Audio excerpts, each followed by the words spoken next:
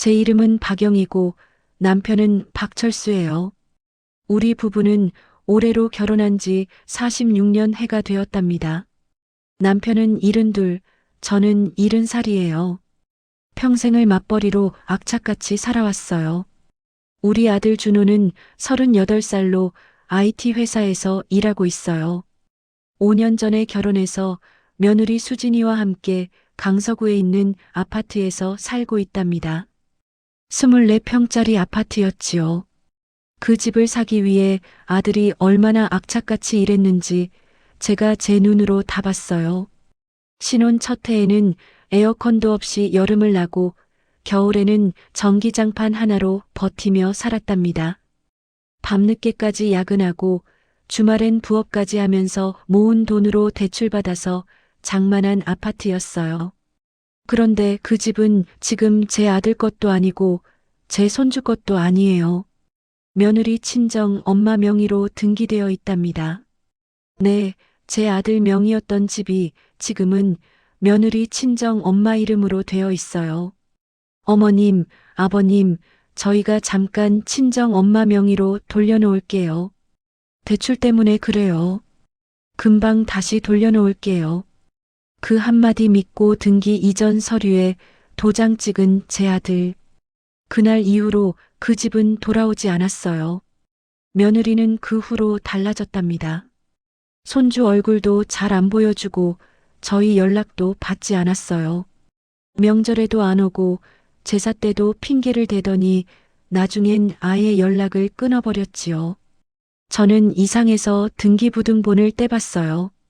거기엔 낯선 이름이 떡하니 적혀 있었답니다. 며느리 친정엄마.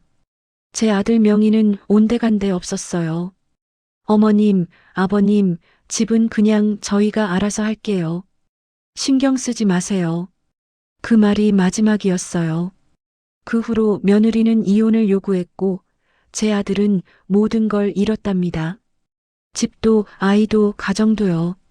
남편 철수는 그 소식을 듣고 며칠 동안 말을 잃었어요. 평생을 성실하게 살아온 남편이 그렇게 무너지는 모습을 보는 건 정말 견딜 수 없었답니다. 여보, 내가 평생 뭘 잘못했길래 우리 아들이 이런 꼴을 당해야 하오? 남편의 목소리는 떨리고 있었어요. 저는 아무 대답도 할 수 없었답니다. 제가 왜 이렇게 울분을 토하는지 아세요? 제 아들은 바보가 아니에요. 어리석지 않아요. 하지만 사랑하는 가족이었기에 믿었기 때문에 당했답니다. 며느리는 처음엔 참 착한 척했어요. 결혼 초에는 음식도 잘하고 저희한테 선물도 자주 했답니다. 저는 참 고마웠어요. 요즘 며느리답지 않게 예의도 있고 착하구나. 그렇게 믿었어요. 그러다 손주가 생기고 조금씩 변해가기 시작했답니다. 어머님, 아버님, 저희는 핵가족이에요. 시댁일은 너무 깊이 관여하지 않으셔도 돼요. 그게 처음 듣는 말이었어요. 그러고는 점점 거리를 두더니 명절에도 안 오고 제사날에도 연락 한 통 없이 지내더군요. 그래도 저는 참았어요.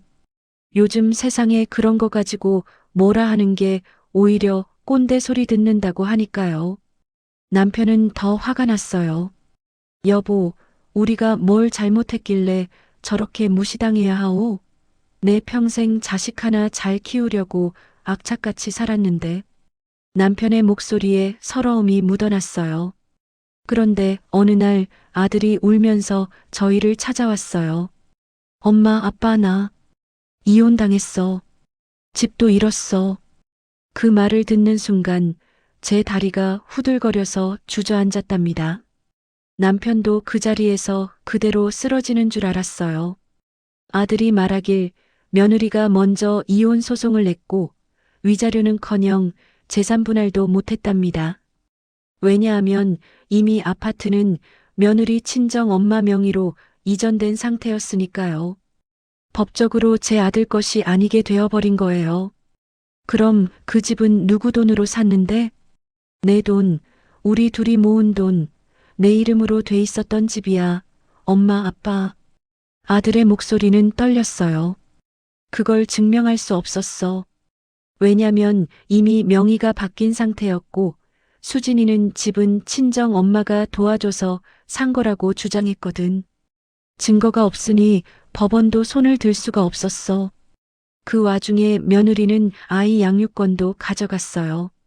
제 손주는 지금 엄마와 외할머니 밑에서 살고 있답니다. 그 아이는 이제 저희를 왜 할머니 할아버지인지 그냥 아줌마 아저씨인지조차 헷갈려 해요. 할머니, 할아버지, 언제 또 와요? 그 한마디가 저희를 또 울게 만들었답니다. 남편은 그날 이후로 말수가 더 줄었어요. 매일 마당에 앉아 멍하니 하늘만 바라보곤 했답니다. 여보, 식사해요. 제가 아무리 불러도 대답이 없었어요. 제가 왜 이 모든 걸 말하는지 아세요? 얼마 전 제 아들이 서울역에서 쓰러졌다는 연락을 받고 달려갔어요. 길가에서 구토를 하고 의식을 잃은 채 발견됐대요. 병원에서는 저혈당 쇼크라고 했어요. 하루 두 끼도 못 먹고 버티다 쓰러졌다고요. 그런데 더 참담한 건 병원비를 댈 돈도 없었고 며느리도 연락이 닿지 않았다는 거예요. 전화를 해도 안 받고 문자도 씹더랍니다. 결국 저희가 병원비를 냈어요. 저희 노후 자금이었답니다. 그래도 좋아요. 제 아들이니까요. 남편이 제 손을 꼭 잡으며 말했어요. 여보, 우리 노후 자금 다 써도 괜찮소? 우리 아들이 살아만 있으면 그걸로 좋카오. 그 말에 저는 눈물이 왈칵 쏟아졌답니다. 그런데 얼마 후 경찰에서 전화가 왔어요. 고소가 들어왔습니다. 사기죄 관련인데 확인 좀 하셔야겠습니다. 황당했어요. 고소인이 누구인지 아세요? 며느리 친정 엄마였답니다. 내용은 이래요. 명예 이전 과정에서 강압적으로 도장을 찍게 했다는 거예요. 심지어 저희 부부가 제 아들을 협박해서 도장을 찍게 했다고 적혀 있었어요. 아니, 이게 말이 됩니까? 남편이 소리쳤어요. 평생 그렇게 조용하던 남편이 처음으로 목소리를 높였답니다. 저희는 증인으로 출석했어요. 며느리도 친정 엄마도 법정에 나왔답니다. 거기서 제가 본 장면 평생 못 잊을 거예요. 제 손주가 증인석에 앉아 판사 앞에서 이렇게 말하더군요. 할머니, 할아버지는 가끔 무섭게 화내요. 엄마랑 외할머니는 저를 항상 웃게 해줘요. 그게 전부였어요. 그 짧은 말로 저희는 나쁜 시부모, 위협적인 어른으로 낙인 찍혔답니다. 저는 그날 법정을 나오며 울었어요. 남편은 제 손을 꼭 잡고 아무 말도 하지 않았어요. 하지만 남편의 손이 떨리고 있다는 걸 저는 느낄 수 있었답니다. 그날 밤 남편이 제게 말했어요. 여보, 우리가 뭘 그렇게 잘못했소? 저는 대답할 수 없었어요. 그저 남편을 껴안고 함께 울 뿐이었답니다. 며느리는 지금 아파트 전세를 끼고 있어요. 전부 친정 엄마 명의예요. 제 아들은 단 한 칸 쉴 곳도 없답니다. 지하철역, 찜질방, 서울역. 거기가 제 아들의 집이에요. 그렇게 만든 사람이 누구냐고요? 바로 그 며느리랍니다. 그날 이후로 저희는 아들을 저희 집으로 데려왔어요. 비좁은 전세집이었지만 어디라도 지붕이 있는 곳이면 감사한 상황이었지요. 남편과 저는 매일 밤 잠들기 전에 손을 꼭 잡았어요. 여보, 우리 끝까지 버팁시다. 우리 아들 위해서라도요. 그럼요. 우리가 포기하면 준호는 어떻게 살겠소? 그렇게 저희 부부는 다시 일어서기로 다짐했답니다. 그런데 며칠이 지나고 문 앞에 노란 봉투가 놓여 있었어요. 내용은 주거침입 및 재산 침해에 따른 가처분 신청이었답니다. 제가 제 아들을 집에 들였다는 이유로 며느리 쪽에서 또다시 소송을 걸어온 거예요. 당신 아들, 우리 손주 보러 오지 마세요. 접근금지 신청도 넣을 거예요. 그 한 줄에 저는 손이 덜덜 떨렸답니다. 남편도 그 편지를 보더니 얼굴이 새하얗게 질렸어요. 아니, 뭘 잘못했길래 이 지경이 된 걸까요? 저는 단지 며느리와 잘 지내고 싶었어요. 아이가 태어났을 때 밤새 기저귀 갈며 고생하던 그 모습이 떠올라서요. 그렇게 정들었는데 어느 순간부터 저희를 걸림돌처럼 여겼답니다. 어머님, 아버님은 자꾸 옛날식이에요. 저희는 우리 방식대로 살고 싶어요. 그 말을 들은 이후로 저는 며느리 집에 발도 들이지 않았어요. 남편도 마찬가지였답니다. 여보, 우리가 너무 참견했나요? 아니요. 우리는 그저 손주 얼굴이나 보고 싶어서 그랬을 뿐인데. 아들이 중재를 하겠다며 애썼지만 며느리는 단호했어요. 전화도 문자도 모두 차단한 채 시댁 단절을 선언했답니다. 시간이 조금 지나면서 저희는 제 아들이 이상하게 변해간다는 걸 느꼈어요. 늘 무기력하고 눈에 초점이 없고 입맛도 잃었답니다. 그러다 어느 날 새벽에 거실에서 흐느끼는 소리가 들렸어요. 살금살금 나가보니 아들이 혼자 주저앉아 있었답니다. 두 손으로 얼굴을 감싸고 흐느끼며 중얼거렸어요. 내가 바보였어. 내가 다 내 잘못이야. 그 말에 저는 더 이상 참을 수 없었어요. 남편도 거실로 나왔고 우리 세 사람은 그렇게 한참을 함께 울었답니다. 다음 날 저는 며느리를 찾아갔어요. 손주라도 한번 안아보고 싶어서요. 문 앞에 서서 한참을 기다렸어요. 한참을 울먹이다가 초인종을 눌렀답니다. 문이 열리고 며느리가 모습을 드러냈어요. 어머님, 여기까지 왜 오셨어요? 정말 이렇게까지 해야 했니? 제 말에 며느리는 눈을 피하며 말했어요. 우린 이미 끝났어요. 아버지도 아니고 남편도 아니에요. 그리고 그 집 원래 엄마 도와서 산 거예요. 어머님 아들이 그냥 명의만 갖고 있었던 거예요. 저는 그 자리에 그대로 주저앉았답니다. 이 아이가 정말 처음부터 이럴 작정이었나 싶어서요. 집으로 돌아왔을 때 남편이 저를 부축했어요. 여보, 괜찮소? 아니에요. 하나도 괜찮지 않아요. 우리 손주, 우리 아들 다 빼앗겼어요. 그날 밤 남편과 저는 밤새 뜬 눈으로 지샜답니다. 며느리는 예전부터 사업을 했어요.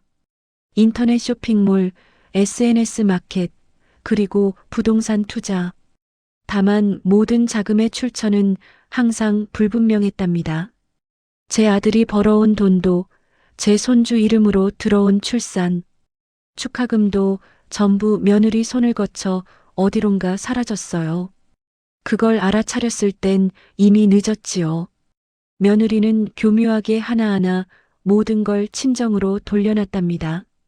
보험도 대출도 심지어 아이 명의로 되어 있던 학자금 계좌도요.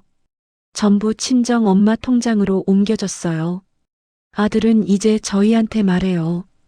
엄마, 아빠, 내가 다시 잘 살아갈 수 있을까? 저는 속으로 울고 또 울었어요.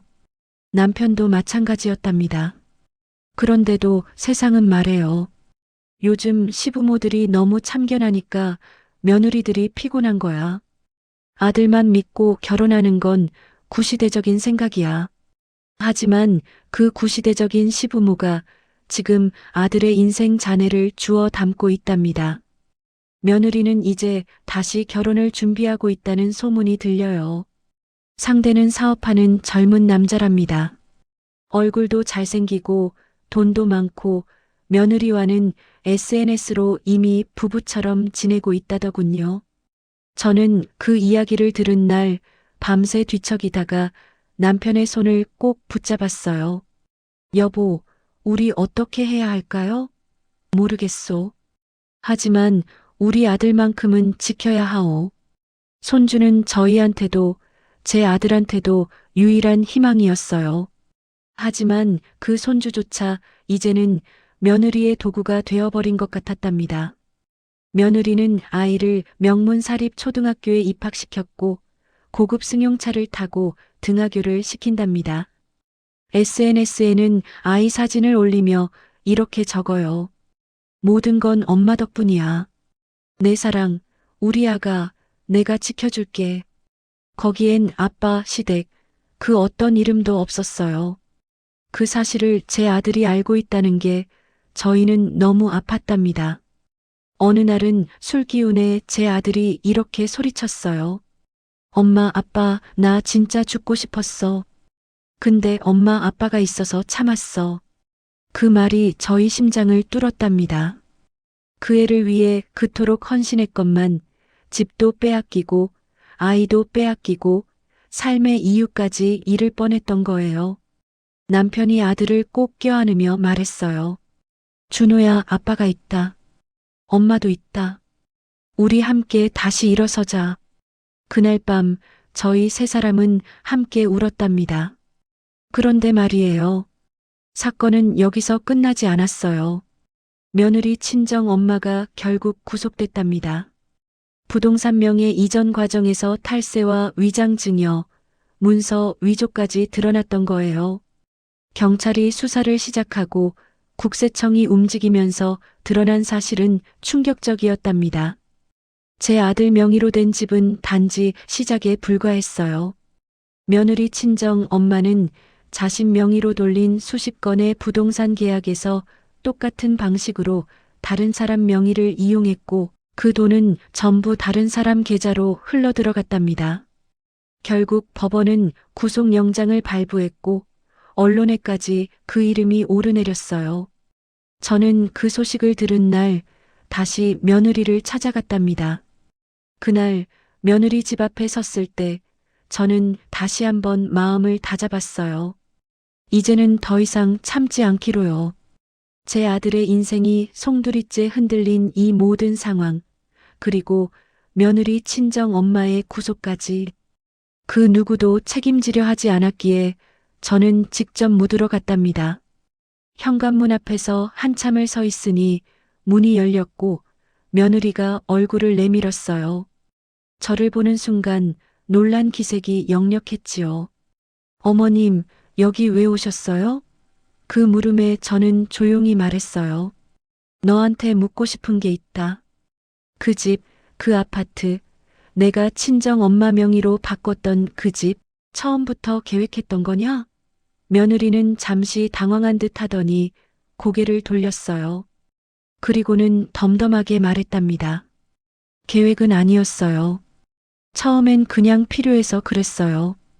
대출이 문제였고 어머님도 아시잖아요. 저희가 얼마나 힘들었는지. 그럼 왜 돌려주지 않았니?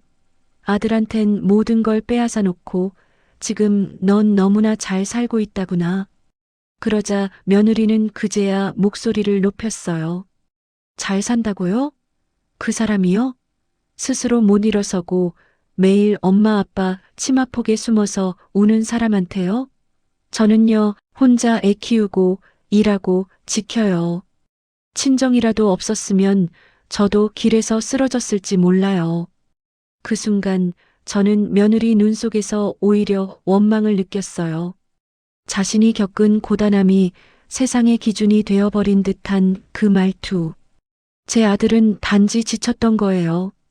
사랑했던 사람한테 배신당하고 아이조차 마음대로 볼 수 없다는 절망 속에서 무너진 거지요. 저는 마지막으로 말했어요. 내가 그 집을 가져갔을 때 내 아들은 살아갈 이유도 잃었단다. 그리고 그 아이, 내 손주, 누구보다 사랑했고 지켜주고 싶어 했어. 그런 사람을 그렇게 만든 게 너란 걸 아니? 그 말에 며느리는 잠시 말이 없었어요. 그러더니 문을 닫았답니다. 그 어떤 대답도 하지 않은 채 집으로 돌아오는 길 남편이 저를 기다리고 있었어요. 여보, 어땠소? 다 헛수고예요. 그 아이는 끝까지 자기 합리화만 하더라고요. 남편이 제 손을 꼭 잡았어요. 그래도 우리가 할 수 있는 건 다 했소. 이제는 법에 맡깁시다. 며칠 뒤 며느리에게 내용 증명이 하나 도착했어요. 아들이 직접 보낸 거였답니다. 아이 면접교섭권 소송, 그리고 위자료 청구. 아들은 이제 더 이상 도망치지 않기로 했어요. 자신이 겪은 고통을 인정하고 그 책임을 되돌려주기로요. 남편과 저는 아들을 응원했답니다. 준호야, 잘하고 있다.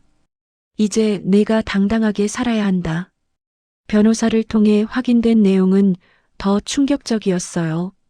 명예 이전 당시 며느리 친정 엄마의 인감증명서와 위임장이 조작됐다는 사실이 밝혀졌답니다. 그러니까 아들은 아무것도 모른 채 서류에 사인을 했던 거예요. 이걸 근거로 며느리 쪽은 아들을 공범으로 만들려 했던 거지요. 하지만 국세청 조사와 경찰 수사에서 모든 진상이 드러났어요. 그리고 마침내 며느리 친정 엄마는 구속됐답니다. 언론에 났어요. 위장 증여와 명예 도용으로 수십억 부동산 세탁한 60대 여성 구속. 기사는 익명이었지만 얼굴은 흐릿하게 모자이크 처리되어 있었답니다. 제 손주가 그 기사를 봤는지는 모르겠어요. 하지만 아들은 알았답니다.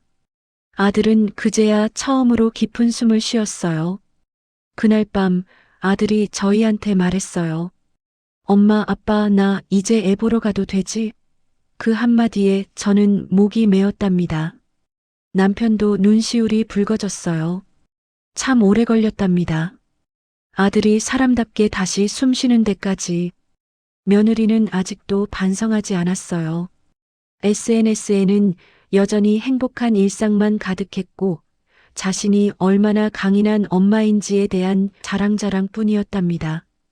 어떤 시련에도 무너지지 않는다. 엄마니까. 그 글을 본 저는 차라리 웃음이 났어요. 그래, 너는 그렇게라도 살고 싶겠지. 하지만 진실은 결국 드러나는 법이니까. 며칠 후 가정법원에서 첫 조정 기일이 잡혔어요. 아들은 정장 차림으로 참석했고 저희는 그 뒤에서 묵묵히 지켜봤답니다. 그 자리에서 판사는 며느리에게 이렇게 말했어요. 부당한 재산 이전, 위장 증여, 그리고 친권 행사에 대한 편향성 등 종합적으로 고려할 때 친권과 양육권의 분리가 불가피해 보입니다. 그 말에 며느리는 처음으로 눈이 흔들렸어요. 당당하고 냉철했던 얼굴이 서서히 무너져 내리기 시작했답니다. 하지만 저는 그 모습을 보며 아무 말도 하지 않았어요. 이제는 말이 필요 없는 순간이었으니까요. 모든 사실은 이미 밝혀졌고 남은 건 시간뿐이었답니다. 며느리의 눈이 흔들리는 걸 봤지만 저는 아무 말도 하지 않았어요. 고개만 천천히 숙였답니다. 이제 와서 감정을 내보일 이유도 누군가를 원망할 힘도 없었으니까요. 그저 긴 시간 참아온 진실이 조금씩 제자리를 찾아가는 걸 조용히 지켜보는 일. 그게 지금 저희가 할 수 있는 전부였답니다. 그날 재판이 끝난 뒤 아들은 법원 밖에서 한참을 서 있었어요. 그동안 말라붙은 눈동자에 드물게 물기가 고였지요. 그리고는 저희한테 말했어요. 엄마, 아빠, 나 이제 조금은 살 것 같아요. 그 말을 들은 순간 그동안 참고 있던 저희 울음이 터져 나왔답니다. 사람들 눈치도 보지 않고 남편과 저는 아들의 손을 잡고 엉엉 울었어요. 그날 처음으로 저희 세 사람은 같이 울었답니다. 슬퍼서도 아니고 억울해서도 아니라 그저 너무 오래 걸렸기 때문이었어요. 며느리는 쉽게 물러서지 않았어요. 양육권은 넘겨줄 수 없다고 끝까지 버텼고 아이 역시 이미 외할머니와 사는 삶에 익숙해져 있었답니다. 하지만 세상이 다 며느리 편이 돼주지는 않았어요. 그동안 SNS에 올렸던 사진과 글들, 외할머니가 구속 중인데도 엄마가 지켜줄게라며 찍은 거짓된 일상들이 오히려 법정에선 현실과의 괴리로 해석되기 시작했답니다. 그렇게 몇 차례 조정이 이어졌고 마침내 법원은 판결을 내렸어요. 친권 공동, 주 양육권은 부에게, 면접교섭은 모에게 부여. 손주가 다시 제 아들의 품으로 돌아오게 된 거예요. 물론 한순간에 모든 게 회복되진 않았어요. 아이는 아빠를 낯설어 했고 처음엔 말도 잘하지 않았답니다. 하지만 아들은 포기하지 않았어요. 매일 같이 아이 곁에 있었고 밤마다 책을 읽어줬고 어느 날은 조심스럽게 아이 손을 잡았답니다. 아빠는 너한테 많이 미안해. 이제는 절대 너 혼자 두지 않을게. 그 말에 아이가 처음으로 대답했어요. 정말? 진짜로 아빠가 지켜줄 거야? 그 말 이후 아이는 조금씩 마음을 열기 시작했답니다. 그 모습을 보며 저는 또 눈물이 났어요. 남편도 마찬가지였답니다. 한 사람의 삶이 다시 제자리로 돌아오는데 이렇게 오랜 시간이 걸릴 줄은 몰랐답니다. 하지만 며느리는 끝까지 집착을 놓지 않았어요. 면접교섭마다 과하게 아이를 포장했고 집으로 돌아오는 아이는 항상 피곤하고 예민해져 있었답니다. 할머니, 외할머니는 언제 돌아와? 그런 말들이 계속 아이 입에서 나왔고 아들은 다시 법원에 정식 재조정을 신청했어요.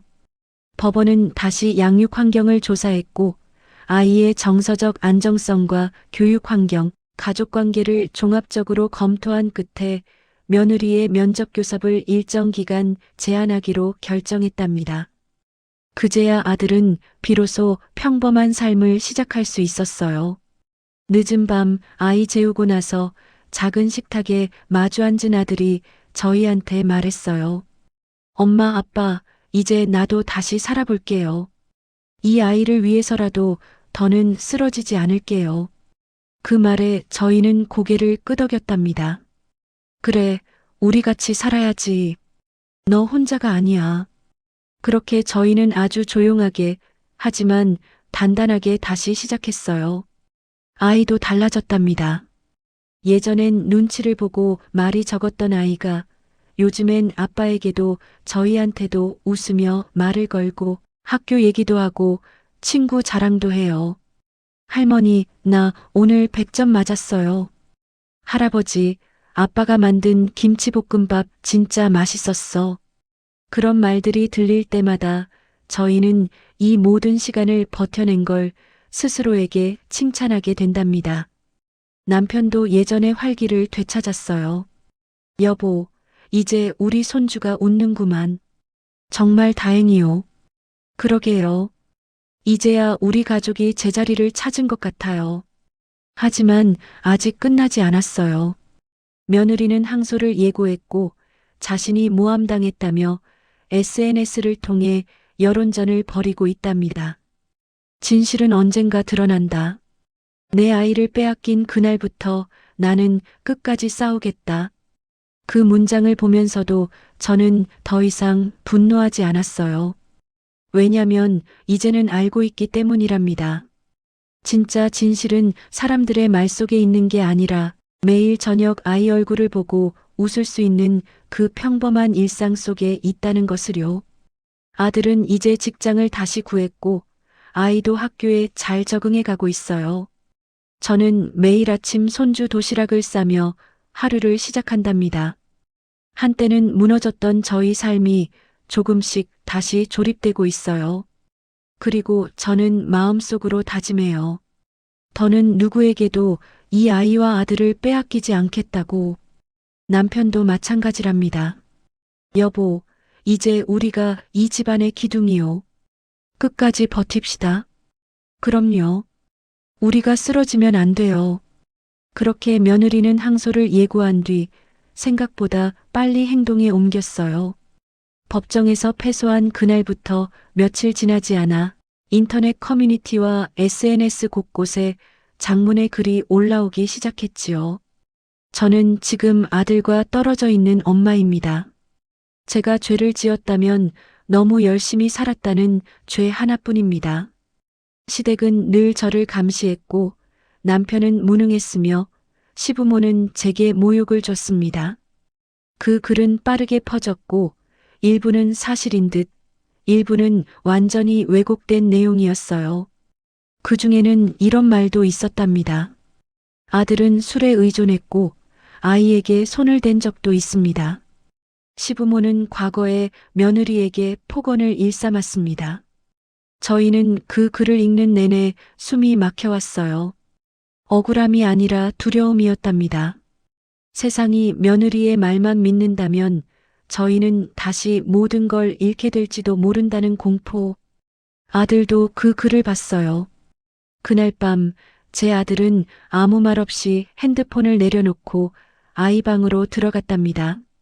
조용히 아이의 머리를 쓰다듬으며 오랜 시간 그 옆을 지켰어요. 그리고 새벽에 저희한테 말했답니다. 엄마, 아빠, 내가 싸울게요. 이젠 더 이상 물러나지 않을 거예요. 그 말 이후 아들은 곧바로 명예훼손 소송을 준비했어요. 증거는 충분했답니다. SNS 게시물, 며느리 지인들과의 메시지 내용, 심지어 며느리 친정 엄마의 과거 인터뷰까지. 법적 대응이 시작되자 며느리는 당황하기 시작했어요. 이전처럼 감정에 호소하거나 피해자처럼 행동하는 것으로는 더 이상 통하지 않았답니다. 그녀는 다시 아이에게 접근하려 했고 학교 앞에서 기다리거나 아이에게 연락을 시도했어요. 그런 일이 반복되자 결국 법원은 접근금지 가처분 결정을 내렸답니다. 그때서야 며느리는 처음으로 공식 사과를 내놓았어요. 하지만 그 사과문도 온통 상황이 그랬다는 변명투성이었답니다. 저는 단지 아이와 떨어진 현실이 감당되지 않았습니다. 남편이 다시 아이를 데려간 것이 저를 무너뜨렸습니다. 그러나 사과문과는 달리 그녀는 다시 항소장을 냈어요. 이번엔 친권 박탈에 대한 이의 제기와 양육 환경의 불안정을 이유로 삼았답니다. 법원은 사실관계 파악을 위해 다시 아이와 상담을 진행했고 상담사는 보고서에 이렇게 적었어요. 아이의 불안은 외부 자극에서 기인하며 현재 주 양육자와의 애착은 안정적임. 과거 어머니와 외할머니의 언어적 압박, 갈등 유도 발언들이 지속적으로 영향을 미침. 그 보고서가 법원에 제출된 후 분위기는 완전히 달라졌답니다. 그제야 며느리는 스스로 소를 취하했어요. 모든 절차를 접겠다고 말한 후 SNS 계정도 비공개로 돌렸고 연락도 끊었답니다. 아들은 그런 며느리에게 마지막으로 한 통의 메시지를 보냈어요. 우린 더 이상 당신을 미워하지 않아요. 하지만 아이를 이용하는 일은 다시는 없었으면 좋겠어요. 당신이 진심으로 반성한다면 그걸로 충분해요. 그 메시지에 대한 답장은 오지 않았답니다. 그리고 조용히 시간이 흘렀어요. 아이도 안정됐고 아들도 다시 일에 몰두했답니다. 저희는 여전히 도시락을 싸고 학교 앞에서 아이를 기다리며 하루하루를 살아가고 있어요. 계절이 바뀌고 날이 다시 따뜻해지던 봄날 아침, 저는 평소보다 조금 더 일찍 눈을 떴어요. 창문 너머로 햇살이 부드럽게 내려앉고 있었고 마당 화분엔 손주가 심은 튤립이 막 피기 시작했답니다. 그날 저는 아들에게 전화를 걸어 말했어요. 오늘은 셋이서만 밥 먹자꾸나. 조용한 곳에서 작은 밥상 하나를 차려 세 사람이 둘러앉았고 손주는 저희한테 수줍게 그림 한 장을 펼쳐 보였답니다. 그림 속엔 저희 부부와 아들, 그리고 자신이 나란히 손을 잡고 서 있었고 하늘 한가운데에는 우리 할머니, 할아버지는 나의 하늘입니다라는 문장이 적혀 있었어요. 그날 밤 저는 잠자리에 들기 전 다시 일기장을 꺼내 마지막 장에 적었답니다. 내 인생은 아팠지만 결국 사랑으로 끝났다. 그걸로 충분하다. 남편도 제 옆에 누워 조용히 말했어요. 여보, 우리 잘 살아왔소. 그럼요. 정말 잘 버텼어요, 우리. 그날 이후 저희는 조금씩 준비를 시작했답니다. 평생 간직해온 손편지며 남편이 젊은 시절 찍어준 사진들, 그리고 제가 고이 접어두었던 손주의 첫돌 때 입힌 베개 저고리까지 하나하나 정리해 작은 상자에 넣었어요. 그 상자 위엔 조심스럽게 손글씨로 이렇게 적었답니다. 손주에게, 할머니와 할아버지가 세상에서 가장 사랑했던 사람에게. 몸은 점점 더 무거워졌어요. 숨도 차고 식사도 어려워졌지만 저희는 하루하루를 또렷이 기억하려 했답니다. 손주가 나란히 앉아 책을 읽어줄 때 아들이 밤마다 손을 잡아주며 엄마, 아빠, 오늘은 좀 어땠어? 하고 물을 때, 그리고 손주가 저희 뺨에 입을 맞추며 할머니, 할아버지, 얼른 나와서 나랑 놀이공원 가야지 할 때마다 이 순간을 끝까지 내 안에 담아두자 다짐했답니다. 그러던 어느 날 밤이었어요. 잠자리에 들기 전 남편이 조용히 말했어요. 여보, 나 이제는 진짜 다 된 것 같소. 너무 두려워하지 말아요. 그동안 내가 당신한테 받은 사랑이면 나는 정말로 넘치도록 행복했소. 저는 남편의 손을 꼭 쥐며 눈물을 참았어요. 여보, 아직 할 말이 많은데 그냥 너무 빨라요. 아니요. 이만하면 딱 좋은 타이밍이요. 떠날 땐 미련 없이 남는 사람만 너무 아프지 않게. 그날 새벽 꿈결 같은 잠에서 저는 며느리를 만났어요.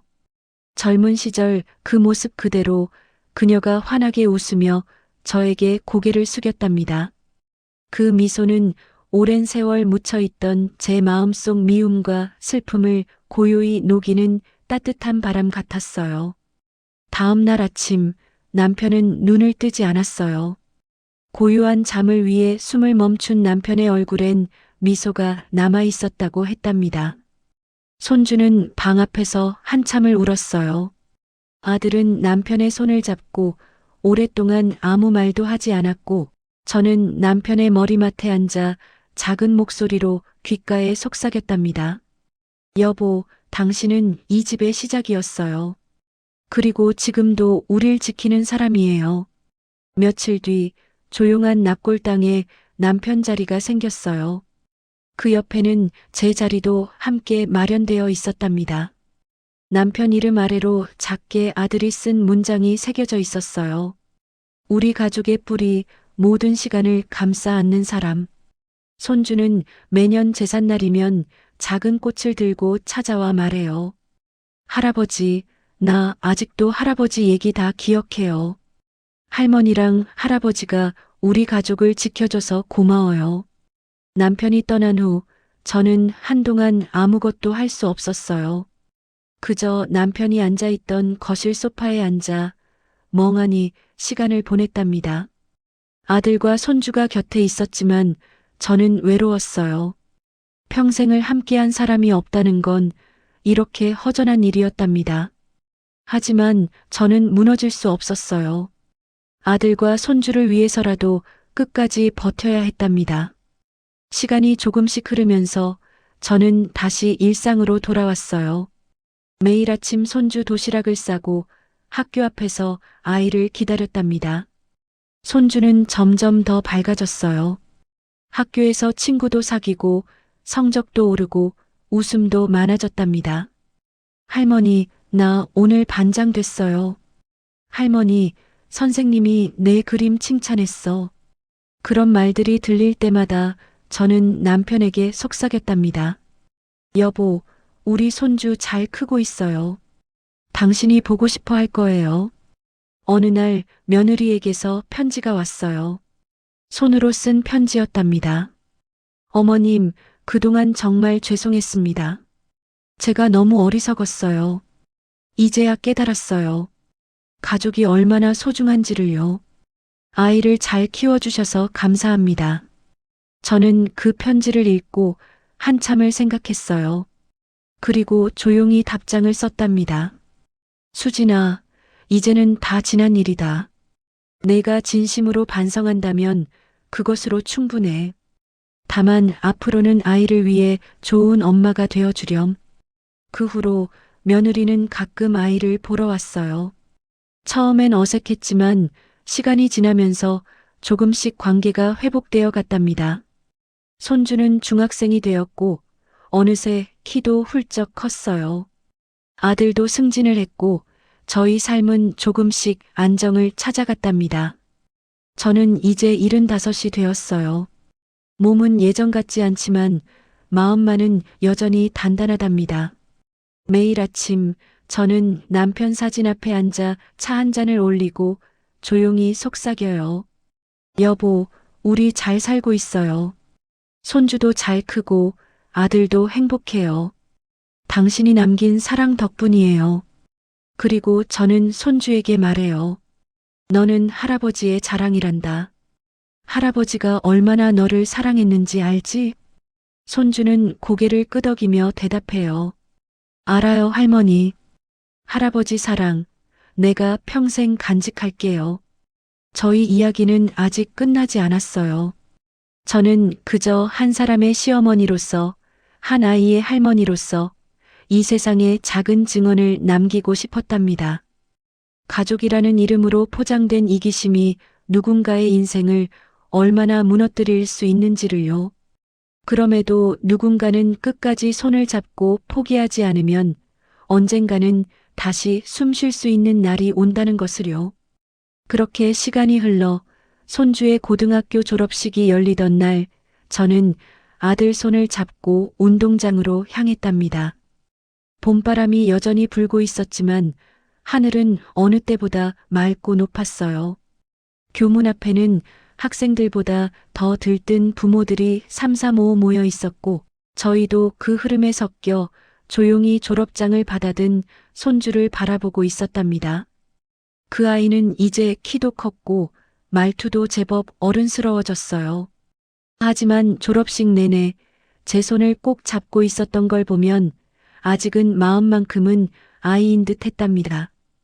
그날 졸업식이 끝나고 삼겹살집에서 소박한 식사를 마치고 저희 가족은 사진관에 들렀어요. 손주 졸업사진을 제대로 남기고 싶어서였지요. 교복을 입은 손주가 카메라 앞에 서자 저는 눈시울이 뜨거워졌답니다. 처음 유치원 입학식 때 엄마 없이 혼자 교실에 들어가야 했던 그날 울먹이던 얼굴이 떠올랐기 때문이에요. 사진을 마치고 돌아오는 길 문득 아들이 말했어요. 엄마, 우리 이번 여름엔 여행 한번 가요. 셋이서 제대로 간 적 없잖아요. 그 말에 손주가 벌떡 일어나 말했답니다. 진짜? 할머니, 나 제주도 가보고 싶어요. 비행기도 타보고 싶고 바다도 보고 싶어요. 저는 웃으며 대답했어요. 그래, 가자. 이번엔 진짜 우리 셋만의 추억 만들어 보자. 그렇게 무심히 흘러가는 듯했던 저희의 시간은 조금씩 새로운 챕터로 향하고 있었답니다. 그리고 저는 매일 밤 잠들기 전에 남편에게 속삭여요. 여보, 우리 잘 살고 있어요. 당신이 남긴 사랑으로요.